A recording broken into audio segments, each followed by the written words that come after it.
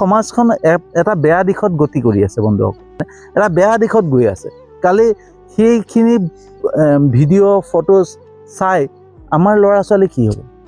তেওঁলোকেতো চিন্তাই কৰা নাই যে তেওঁলোকৰ ল'ৰা ছোৱালীয়ে তেওঁলোকৰ মাকৰ ফটোখন যদি নগ্ন ফটোখন সামাজিক মাধ্যমত দেখা পায়, তেতিয়াহ'লে তেওঁলোকৰ ল'ৰা ছোৱালীৰ মানসিকতাত কি প্ৰভাৱ পৰিব তেওঁলোকে চিন্তা কৰিব পৰা সেই শক্তিটো নাই।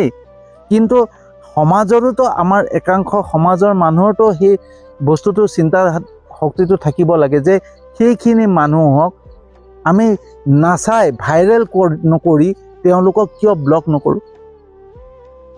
যিসকলে নিজৰ শৰীৰটোক নগ্ন কৰি পেলাই সামাজিক মাধ্যমত ফেচবুক, ইউটিউব, ইনষ্টাগ্ৰামত ফটো ভিডিঅ'জ ভাইৰেল কৰিছে, সেই ফটো ভিডিঅ'বিলাক যিসকলে চাইছে নহয় তেওঁলোক বেছি যোগ্য।